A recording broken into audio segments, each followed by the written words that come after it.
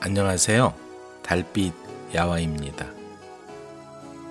이번 시간에 들려드릴 이야기는 쫓겨난 며느리 알고 보니 복덩이, 황금줄의 무게, 그리고 누더기를 입은 아가씨, 소년과 개의 전설, 원숭이가 된 부자 부부, 이렇게 5편입니다.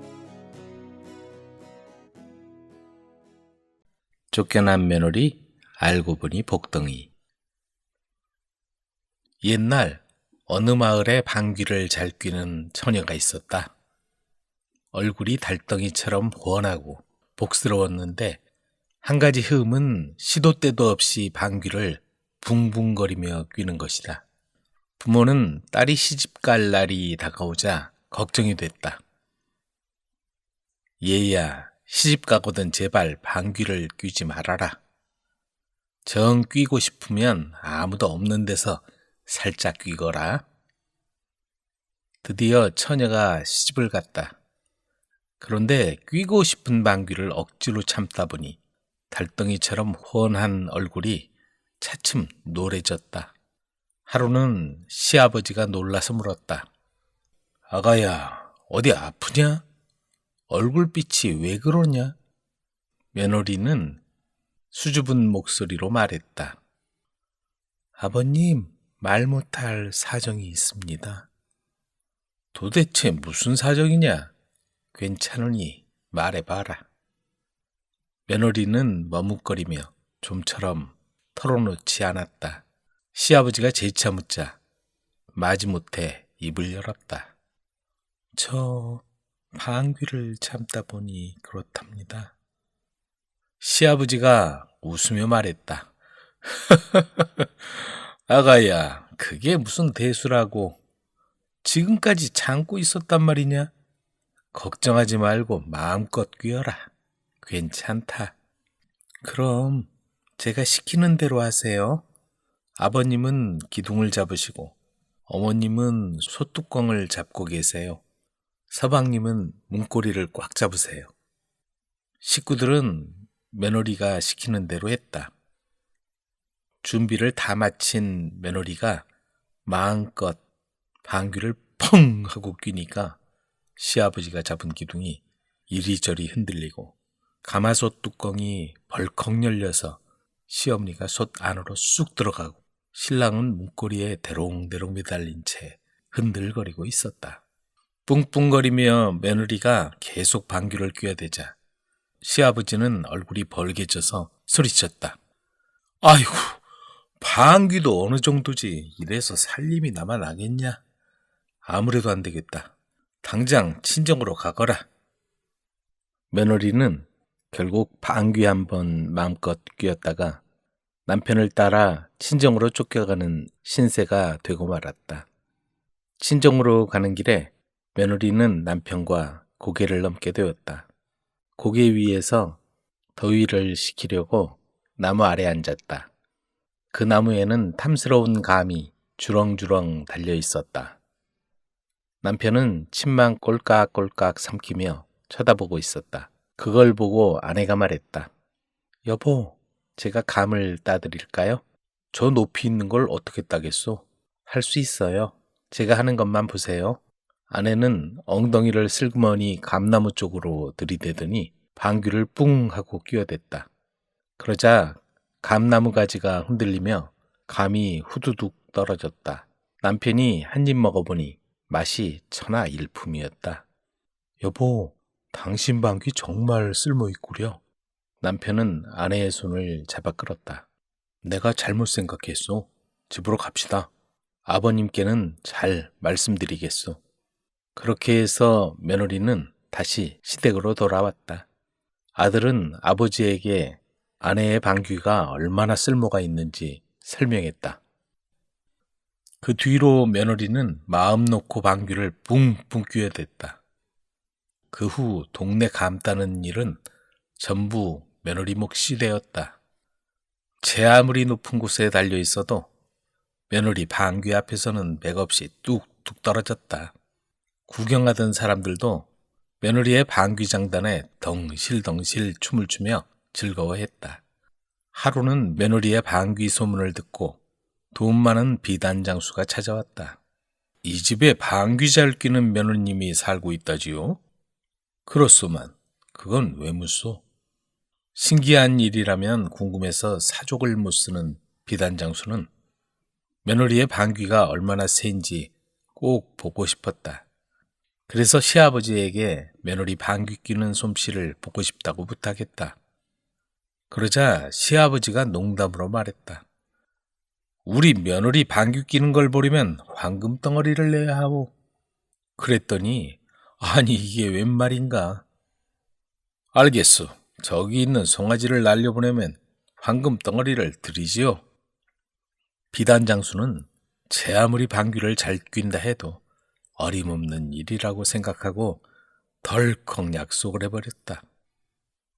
시아버지가 며느리에게 자초지종을 말해줬더니 며느리는 흔쾌히 아버님, 제가 실력을 보여드리겠어요. 하고는 엉덩이를 내밀고 있는 송아지를 향해 있는 힘을 다해 방귀를 뿡뿡 하고 끼어댔다. 세상에 이럴 수가. 송아지가 비틀거리더니 휙 하고 날아가는 게 아닌가. 구경하던 가족들은 손뼉을 치며 덩실덩실 춤을 췄고 비단장수는 울먹이며 마지못해 황금덩어리를 건네줬다. 그 이후로 비단장수는 내기 거는 일은 2번 다시 하지 않았다고 한다. 그때부터 사람들은 며느리 방귀를 황금덩어리라고 불렀고 며느리도 행복하게 잘 살았다고 한다. 황금줄의 무게. 숲속에 3딸과 함께 사는 가난한 여인의 집이 있었다. 그리고 그 앞에는 요정이 사는 집이 있었다. 어느 날 요정은 바느질 거리가 많으니 앞집의 딸 중에 한 사람이 자기를 좀 도와달라고 부탁했다. 어머니는 가장 큰 딸을 요정의 집에 보냈다. 큰 딸은 요정의 집에 가서 열심히 일했다. 점심때가 되어도 요정은 일만 시킬 뿐 먹을 것도 주지 않았다. 큰딸은 몹시 화가 났지만 꾹 참고 일을 했다. 저녁때가 되었다. 요정은 큰딸에게 겨우 밤톨만한 빵 한 쪽을 주었다. 하지만 그 대신 요정은 큰딸의 어머니와 2 동생이 있는 집으로 맛있는 음식을 많이 만들어 보냈다. 일을 끝낸 큰딸은 크게 낙심해서 집으로 돌아왔다. 어머니, 요정의 집에는 다신 가지 않겠어요. 다시 갔다가는 굶어 죽기 십상이겠어요. 큰딸은 집에 들어서자마자 이렇게 불평을 늘어놓았다. 그 집 창밖에 서서 큰딸이 무슨 말을 하나 듣고 있던 요정은 고개를 저으며 중얼거렸다. 저 집 큰딸은 내 마음에 들지 않아. 다음 날 요정은 또다시 자기를 도와줄 아가씨를 보내달라고 부탁했다. 어머니는 둘째 딸을 보냈다. 둘째 딸도 요정의 집에서 똑같은 일을 겪었다. 그리고 집에 돌아와 큰딸과 똑같은 말을 했다. 창밖에서 듣고 있던 요정은 이번에도 고개를 저으며 말했다. 저 애도 내 마음에 들지 않아. 사흘째 되는 날 요정이 또 도와줄 사람을 원하자 어머니는 막내딸을 보냈다. 요정은 막내딸에게도 똑같은 대접을 했다. 점심때는 아무것도 주지 않고 일만 시켰으며 저녁때가 되자 밤톨만한 빵 한 조각을 주었을 뿐이었다. 그러나 어머니와 2 언니를 위해서는 맛있는 음식을 많이 해서 보냈다. 일을 끝내고 집에 돌아간 막내는 2 언니와 어머니에게 말했다. 저는 요정의 집에서 배불리 먹었어요. 저에게 아주 친절히 대해 주셨답니다. 창밖에서 엿듣던 요정은 빙그레 웃으며 중얼거렸다. 아, 이 아가씨 내 마음에 꼭 드는군. 요정은 다음날 다시 막내를 초대했다. 그리고 이번에는 먹을 것도 많이 주었고 아주 친절하게 대해 주었다. 제가 여기에서 살면 안 될까요? 막내딸이 묻자 요정이 말했다. 그렇게 하기를 원한다면 자정에 물이 든 대야를 들고 창가에 앉아 있다가 유령이 지나갈 때 그에게 물을 부으면서 나뭇잎 밑으로 지나가거라 하고 말하거라. 그리고 새벽녘에 유령이 다시 한번 지나갈 테니 한 번 더 똑같은 일을 반복해야 한다. 아가씨는 요정이 시키는 대로 그 일을 잘 해냈다. 막내딸이 그렇게 한 뒤부터 유령은 다시 나타나는 일이 없었다. 그러나 막내딸은 요정의 집에 오래 살 수는 없었다. 어머니가 막내딸이 돌아오기를 원했기 때문이었다. 막내딸이 어머니의 집으로 돌아가려 할 때 요정은 많은 보석을 주면서 말했다. 얘야, 잘 듣거라. 나는 너에게 이렇게 많은 보석을 주지만 너의 어머니와 언니들은 너무 사치스럽고 낭비가 심한 여자라서 멀지 않아 너는 빈털터리가 될 것이다. 이 상자 속의 황금줄은 그때를 위해서 내가 특별히 준비한 것이니 잘 간직했다가 필요한 때에 쓰도록 해라. 요정의 선물을 가지고 집으로 돌아간 막내딸은 얼마 동안 행복한 생활을 했다. 그러나 요정의 말대로 어머니와 언니의 사치스러운 생활로 말미암아 얼마 후에는 다시 가난뱅이가 되고 말았다. 가족들이 모두 가난하게 살아가던 어느 날 막내딸은 문득 요정이 준 특별한 선물이 생각났다. 아, 그걸 잊고 있었네. 막내딸은 곧 그 상자를 어머니에게 주었다. 상자 속에서 나온 건 마치 머리카락처럼 가느다란 황금줄이었다. 이건 줄이 너무 가늘어서 몇 푼 되지도 않겠다.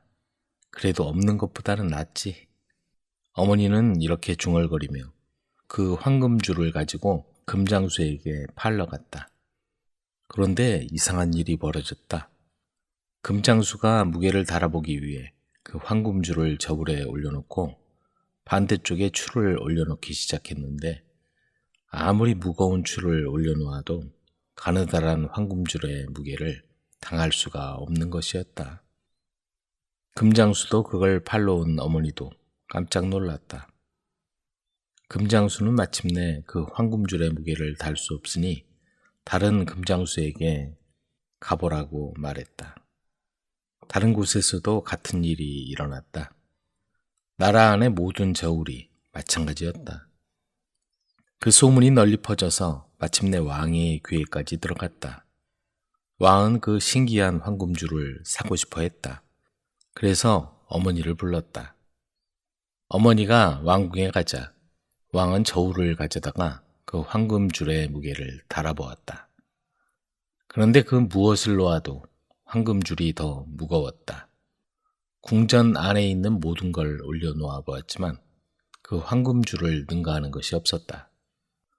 생각도 못해 왕관을 벗어 올려놓았지만 그 역시 황금줄이 더 무거웠다. 화가 난 왕은 자신이 손수 저울 위에 올라가 앉았다. 그러자 신기한 일이 일어났다. 황금줄은 왕의 몸무게와 똑같다는 듯 수평을 이루었던 것이다. 사람들은 모두 놀라서 야단이었다. 누구보다 놀란 사람은 왕이었다. 왕은 그 황금줄을 어떻게 해서 손에 넣게 되었는가를 따졌다.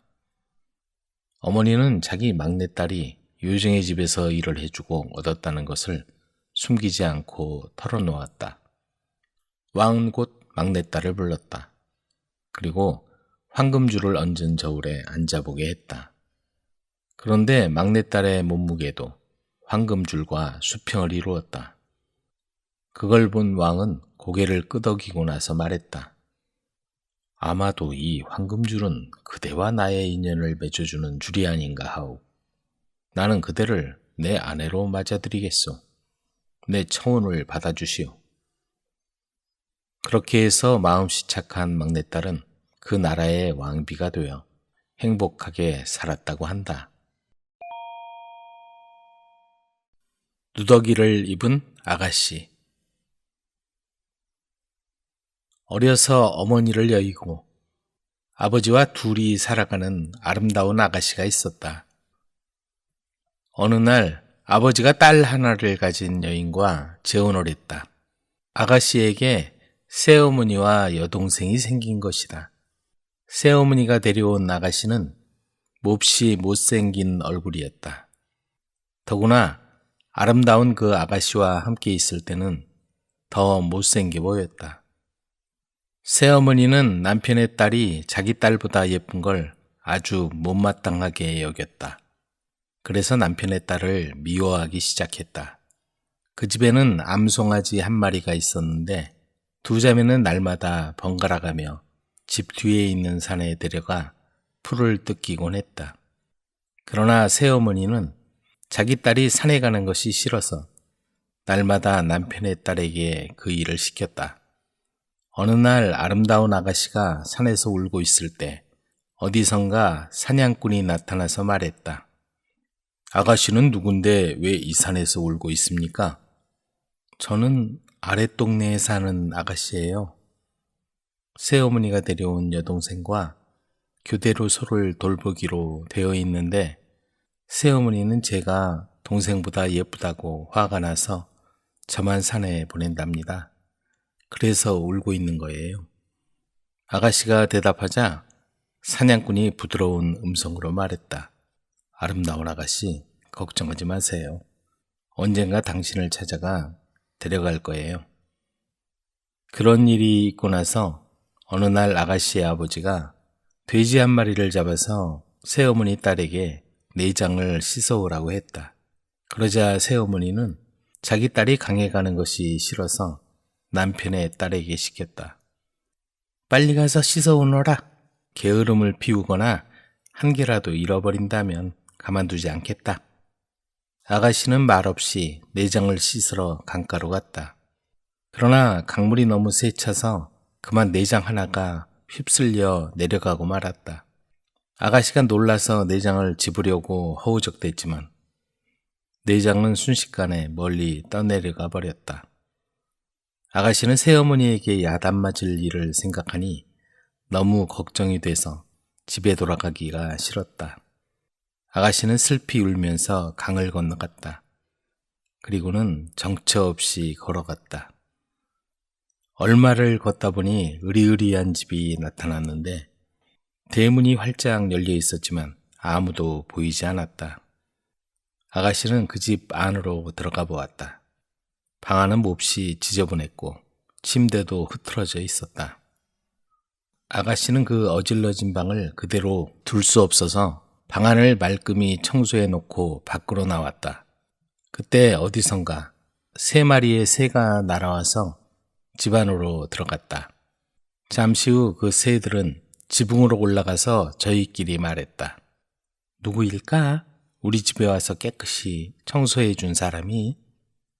오, 그래. 누구인지 알면 우리가 멋진 선물을 줄 텐데. 그 말을 들은 아가씨는 새들 앞에 나서서 말했다. 집안을 청소해 놓은 사람은 나예요. 새들은 아가씨를 보고 어디 사는 누구며 어떻게 그곳까지 왔는지 물었다. 아가씨는 자기 사정을 숨김없이 모두 털어놓았다. 아가씨의 이야기를 듣고 나서 참새 하나가 말했다. 나는 선물로 내가 이야기할 때마다 내 입에서 황금의 꽃이 나오는 행운을 주겠어. 그러자 두 번째 참새가 말했다. 나는 내가 걸치는 옷이면 무슨 옷이든 가장 훌륭한 옷으로 변하는 행운을 주겠어. 그 다음 세 번째 참새가 말했다. 나는 내가 신는 신은 모두 황금 구두로 변하는 행운을 주겠어.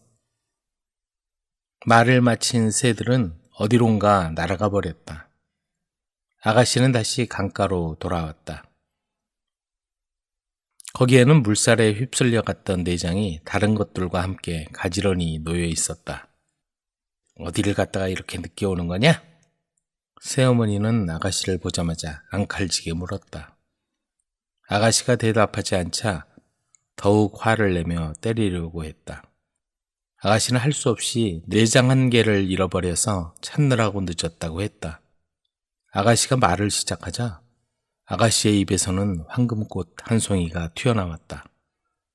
새어머니는 아가씨가 더 이상 말을 못하도록 했다. 어느 날 아가씨의 아버지는 두 자매에게 예쁜 드레스를 하나씩 사주었다. 아가씨들이 소를 몰고 산에 갈 때 예쁘게 보이게 하고 싶었던 것이다.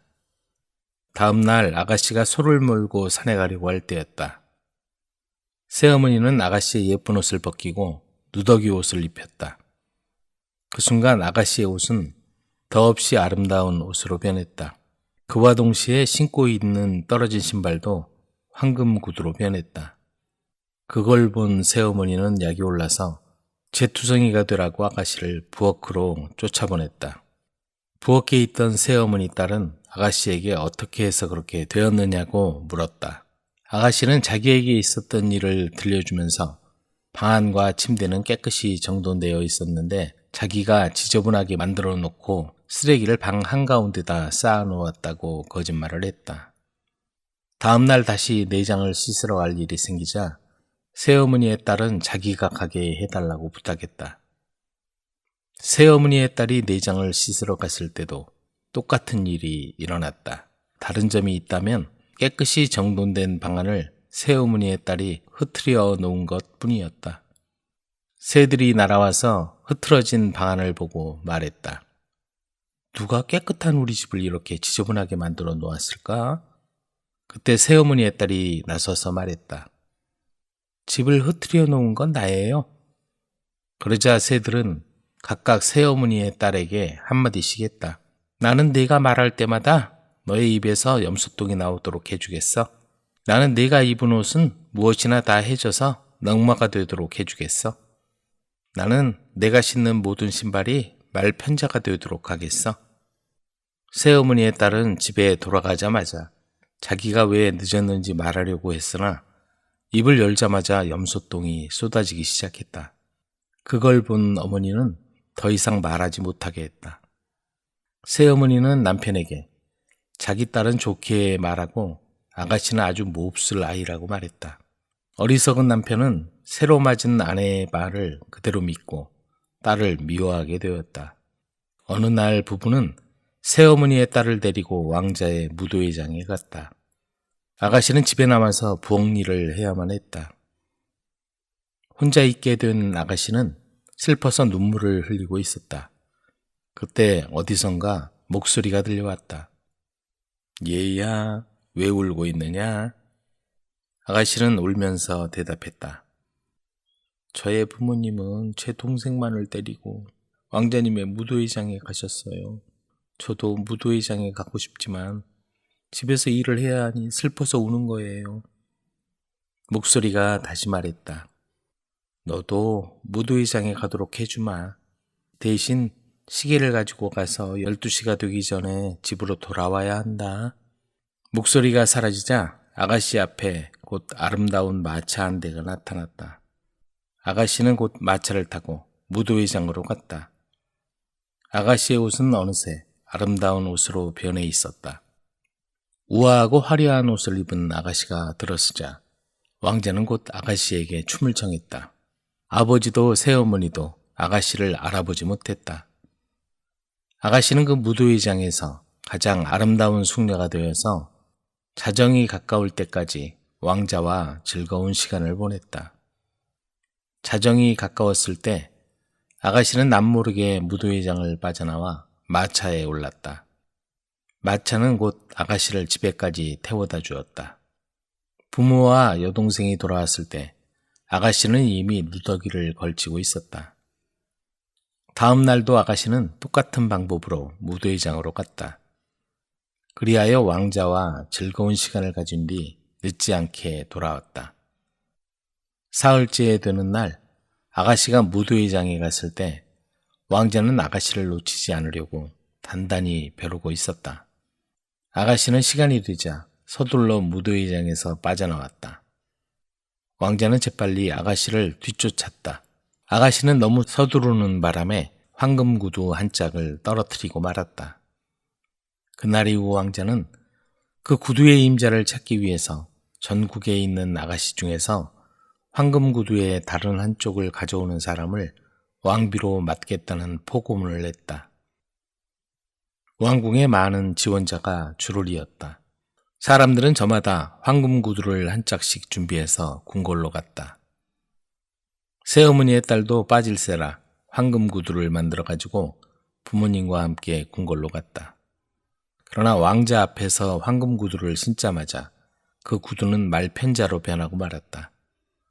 그녀는 변명을 하려고 입을 열었다.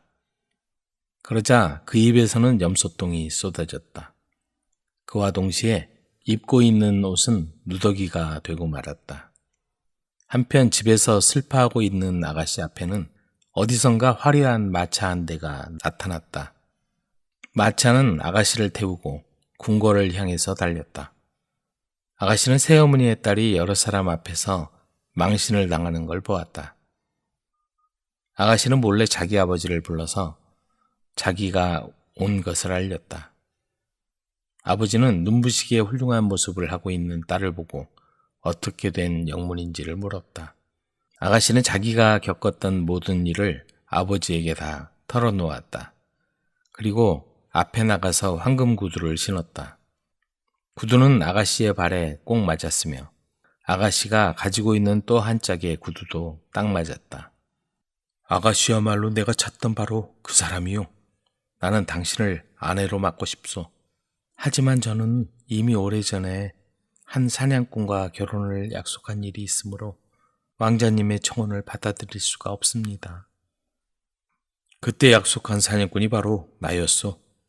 우리는 정말 이상한 인연이 있는 사람들이요. 왕자는 기뻐하면서 말했다. 그러나 아가씨는 쌀쌀하게 대답했다. 그렇다면 약속하십시오. 그 사냥꾼은 저를 데리러 오겠다고 했습니다. 아가씨는 잡을 틈도 없이 재빨리 마차를 타고 궁궐을 떠났다. 왕자는 다음 날 사냥꾼 차림을 하고 아가씨의 집으로 찾아갔다. 그걸 눈치챈 새어머니는 아가씨를 집안에 숨겨두고 자기 딸을 왕자 앞에 보였다. 그녀가 왕자와 말을 시작하자 또다시 입에서 염소똥이 쏟아졌다. 왕자는 화를 내면서 그곳을 떠났다. 그 후 아가씨는 다시 암소를 데리고 매일 뒷산에 올라갔다.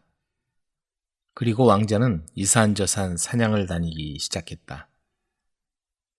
어느 날 왕자는 산에서 다 해진 누더기를 입고 있는 아름다운 아가씨를 발견했다. 왕자는 그 아가씨에게 사랑을 느껴서 함께 궁궐로 갔다. 그 뒤 마음씨 고약한 새어머니는 그 아가씨를 다시는 볼 수 없었다. 소년과 개의 전설. 큰 길가에 사는 여자가 있었다. 여자에겐 아들이 하나 있었는데 무척이나 똑똑해서 여자는 소년에게 많은 기대를 했다. 엄마에겐 소년이 인생 전부나 마찬가지였다. 그 여자에게는 어린 딸도 하나 있었는데 그만 누군가 와서 그 아이를 훔쳐가 버리고 말았다. 두 사람은 다 아주 슬퍼했지만 그래도 소년이 더 슬퍼하는 것처럼 보였다. 틈만 나면 소년은 여동생을 찾으러 나가곤 했다. 큰 길가를 내려가서 커다란 소나무 끝까지 올라갔다. 그리고는 숲속 어딘가에 동생이 있지 않을까 하고 둘러보곤 했다. 물론 여동생을 찾지 못했지만 그래도 소년은 나무 꼭대기에 앉아 바람을 타면서 혹시라도 동생의 모습이 보이지 않을까 하고 둘러보는 거였다. 어느 날 평소처럼 소년이 그 소나무 위에 올라가 앉았는데 멋지게 차려입은 여자 둘이 길가를 내려오는 게 보였다. 소년은 나무에서 내려와 엄마에게 뛰어가서 말했다. 그러자 엄마가 물어보았다. 얼마나 멋졌는데 아들아? 아주 멋졌어요 엄마. 한껏 부풀린 패티코트와 녹색의 긴 베일이 아주 멋졌어요. 모습이 어떻게 보였는데? 아주 현대식이었어요 엄마. 우리 친척 같아 보이진 않니? 아니에요 엄마. 아주 멋진 여자들이었어요. 그 멋진 여자들은 길가를 내려와 소년과 엄마의 집에 들렀다. 그리고는 물을 조금만 달라고 했다. 소년은 호리병에 물을 가득 담아 내주었고 그들은 목이 말라 죽을 뻔했다는 듯이 얼굴을 가린 베일 아래로 물을 마시고 또 마셨다.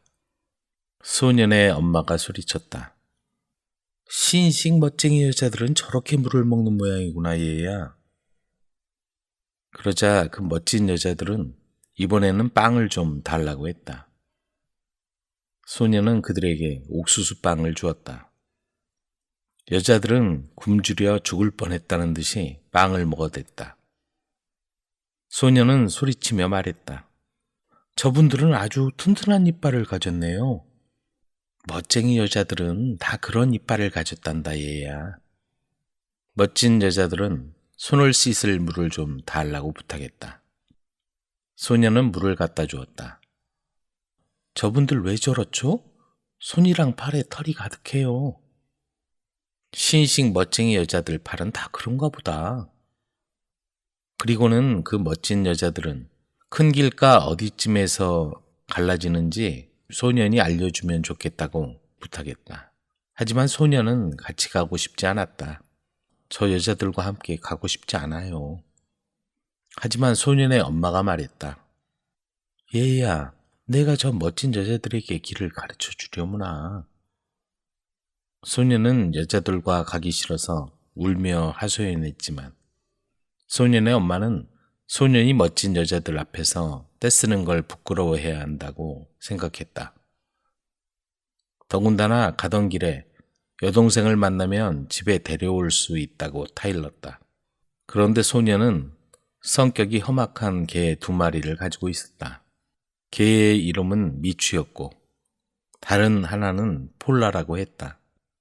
그 개들은 너무 험악해서 사냥을 나갈 때 빼고는 밤낮으로 뜰에 묶여 있어야 했다. 소년은 냄비에 물을 떠서 버드나무 가지와 함께 마룻바닥 한가운데 놓고는 말했다. 만약에 이 냄비의 물이 피처럼 변하면 미추와 폴라를 풀어주세요. 그리고 만약 이 버드나무 가지가 흔들리는 걸 보면 제 발자국을 따라오게 하세요. 엄마는 소년의 말대로 하겠다고 약속했다. 그러자 소년은 2 손을 주머니에 넣고는 휘파람을 불면서 길가로 내려갔고 그 멋진 여자들은 소년의 뒤를 쫓았다. 소년은 아주 똑똑하다는 것 빼고는 그저 평범한 아이였다. 멀리 갈수록 소년은 더 빨리 걸어갔다. 그러자 멋진 여자들도 더 빨리 따라 걸어갈 수밖에 없었다. 잠시 후 소년은 여자들이 괴상한 소리를 내는 걸 들었다. 뒤돌아보자 그건 여자들이 덥고 지쳐서 숨을 헐떡거리는 소리였다. 소년은 여자들이 마치 야수처럼 헐떡대는 것이 이상하다고 생각했지만 멋쟁이 여자들은 덥고 지치면 저러나 보다 하고 생각했다.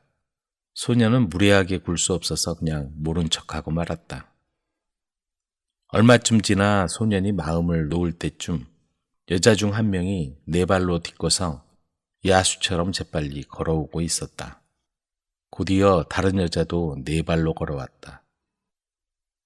멋쟁이 여자들은 피곤할 때 이런 식으로 쉬신다면 저 같은 꼬마도 저 나름대로 좀 쉬어야겠어요.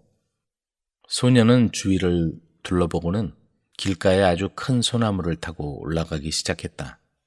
멋진 여자 중 한 명이 외쳤다. 아니, 너 지금 뭐 하는 거니? 소년이 말했다. 쉬려고 나무에 올라온 것 뿐이에요. 여자들이 외쳤다. 왜 땅 위에서 편히 쉬지 않고? 소년이 말했다. 높고 시원한 데가 좋아서요. 멋진 여자들은 마치 나무가 얼마나 큰지 제복이라도 하는 듯이 주위를 에워싸고 돌기 시작했다. 얼마 후 여자들이 말했다. 얘야, 이제는 내려와서 우리에게 길을 알려주렴. 소년이 외쳤다. 그냥 가던 길로 쭉 가시면 갈라지는 길이 나올 거예요. 전 무서워서 못 내려가겠네요. 만약 제가 떨어지면 아래에 있는 2분도 다치실 거예요. 여자들이 말했다. 너희 엄마에게 가서 내가 얼마나 무례한지 이르기 전에 내려오는 게 좋을걸? 소년이 말했다. 가시는 김에 제가 얼마나 무서워하는지도 말씀드려 주세요. 소년의 말에 멋진 여자들은 몹시 화가 나고 말았다. 그들은 씩씩거리면서 나무를 에워싸고 돌았다. 마침내 여자들은 모자와 베일과 치마까지도 모두 벗어던져 버렸다. 그런데 놀랍게도 그 신식 여자들은 바로 2마리의 커다란 표범이었다. 아주 큰 눈과 날카로운 이빨과 길고 큰 꼬리를 가지고 있었다. 그리고 소년을 올려다보고는 컹컹거리며 으르렁거렸다. 소년은 오싹했다. 표범들은 나무 위로 올라오려고 했지만 여자 장갑을 끼느라 손톱을 깎아버려서 더 이상은 나무에 오를 수가 없었다. 그러자 한 마리가 길가에 앉아 모래 위에 웬 이상한 표시를 쓰는 것이었다. 그러자 표범의 꼬리가 도끼로 변했다. 표범은 도끼 같은 꼬리로 나무를 자르기 시작했다. 한 마리는 이쪽에서 또 한 마리는 저쪽에서 신나게 나무를 후려쳤다. 소녀는 겁에 질려 나무 꼭대기에 앉아 있다가 배고프면 먹으려고 주머니에 달걀을 넣었다는 것을 생각했다. 소녀는 달걀을 하나 꺼내서 깨고는 말했다. 빈 곳을 채워라. 그러자 나무에 잘린 곳을 채워주었다. 그래서 나무는 잘리기 전처럼 되었다. 그러나 표범들도 지지 않았다. 손에 침을 탁탁 뱉고는 또다시 나무를 후려쳤다.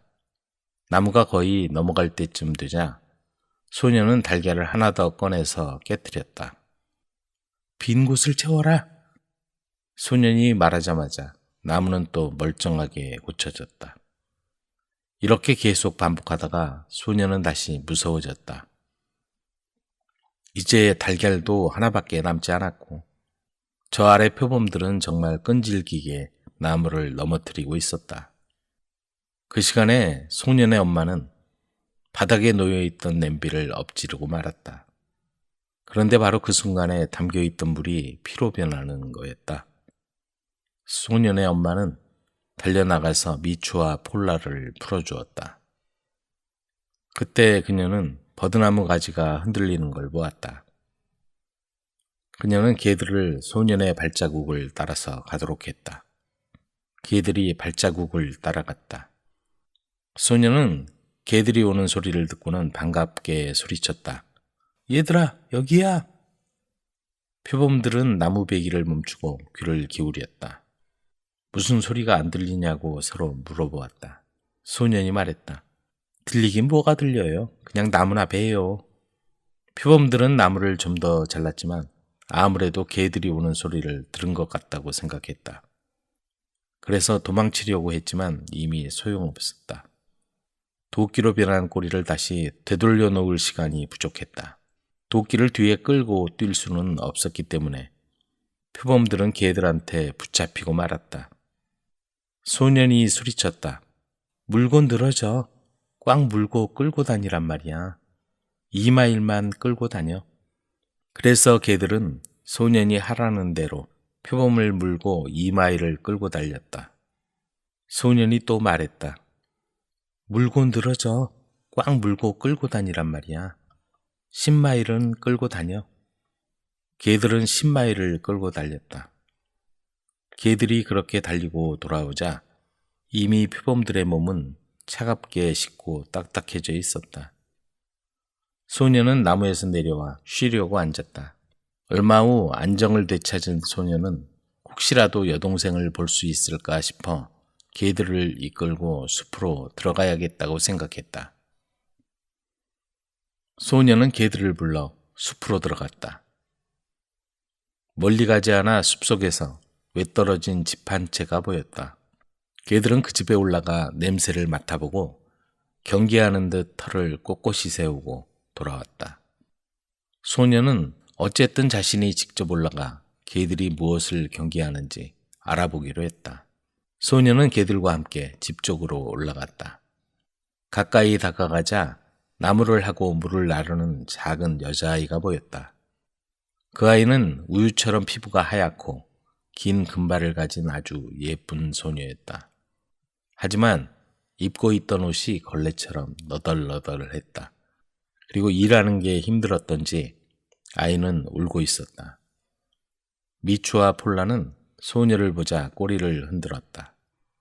소녀는 소녀를 보자마자 자기 여동생인 걸 알았다. 소녀는 다가가서 소녀의 이름이 무엇인지 물어보았다. 그러나 소녀는 자기 이름이 무엇인지 모르겠다고 했다. 그러자 소녀는 도대체 무엇 때문에 소녀가 그렇게 울고 있는지 물었다. 그녀는 너무 일하는 게 힘들어서 울고 있다고 했다. 소녀는 저 집이 누구 것인지 물었다. 소녀는 그 집이 아주 크고 늙은 흑곰 것이라고 했다. 그리고 그 흑곰이 소녀에게 매일 나무를 하고 물을 나르게 시킨다고 했다. 소녀는 커다란 항아리에 물을 채우려는 것이고 나무는 불을 지펴서 항아리에 물을 끓이려는 것이라고 말했다. 소녀는 자신이 오빠라는 사실을 밝히지 않았다. 대신 그 집에서 머물면서 흑곰과 같이 저녁 식사를 하기로 했다. 소녀는 울면서 그러면 안 된다고 했다. 그러나 소녀는 흑곰과 식사하는 것이 하나도 두렵지 않다고 말했다. 그래서 그 둘은 집에 들어갔다. 들어가자 소녀는 흑곰의 커다란 새끼 2마리가 있는 걸 보았다. 한 마리는 침대 위에 웅크리고 있었고 다른 한 마리는 난로가에 쭈그리고 있었다. 그 새끼 곰들은 그냥 간단하게 꼬마들이라고 불리고 있었다. 소녀는 그들이 아무리 사납게 눈을 굴려도 개들과 같이 있었기 때문에 별로 무섭지가 않았다. 늙은 흑곰이 돌아오려면 멀었기에 소녀는 저녁 식사를 만들어주기로 했다. 소년이 두 꼬마들에게 음식을 빼앗아 어쨌든 둘이 먹을 만큼의 양을 갖게 되었다. 식사를 마친 후 소녀는 그저 시간이나 보내게 소녀의 머리를 빗질해 주겠다고 했다. 하지만 소녀의 머리는 너무 오랫동안 빗질 한번 한 적이 없어서 너무 엉켜 있었다. 그래서 소녀는 빗질이라는 얘기가 나오자 그만 울어버리고 말았다. 소녀는 아프게 하지 않겠다고 약속을 하고는 따뜻한 물을 냄비에 데워서 물로 머리를 먼저 적시고 아주 부드럽게 머리를 빗겨주었다. 흑곰이 돌아와 집에 소년이 있는 것을 보았다.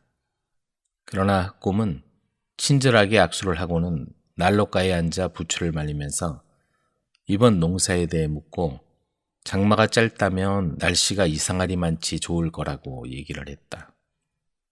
그리고는 소녀의 머리가 빗겨진 것을 칭찬하면서 소년에게 어떻게 그렇게 멋있게 머리를 말고 빗었느냐고 물었다.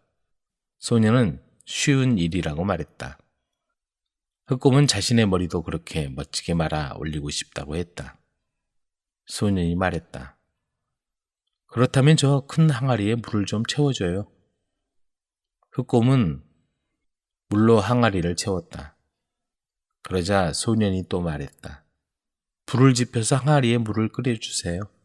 물이 펄펄 끓자 소년이 말했다. 자, 준비가 다 됐습니다. 이제 머리를 안으로 넣으세요. 그래야만 머리가 멋지게 말려요. 흑곰은 끓는 물에 머리를 들이밀었다. 그게 마지막이었다. 새끼곰들은 아비가 당하는 것을 보고는 소년과 소녀를 물고 핥히고 해치려고 달려들었다. 그러나 소년의 개들이 가만히 있을 리가 없었다. 소년은 소녀를 데리고 집으로 갔다. 소년의 엄마는 그 멋진 여자들한테 한번 속은 덕분에 다시는 저런 멋쟁이들에게 홀리지 않을 것이라고 말했다. 죽는 날까지 절대 속지 않을 거라고 말이다. 그 후로 그들은 오랫동안 함께 살았다. 원숭이가 된 부자 부부. 어느 곳에 큰 부자가 살고 있었다. 부자는 주체할 수 없을 만큼의 재산을 가지고 있었지만 얼마나 인색한지 불쌍한 사람들을 돕는 건 엄두도 못 냈다. 자식을 갖지 못한 이 부자 부부는 오로지 자기들만을 위해서 돈을 쓸 뿐이었다. 그 부자네의 집에는 젊은 하녀가 한 명 있었다. 인색한 주인 밑에서 학대받으며 일하는 이 하녀는 생김새는 볼품없었으나 주인과는 달리 마음씨가 아주 고왔다.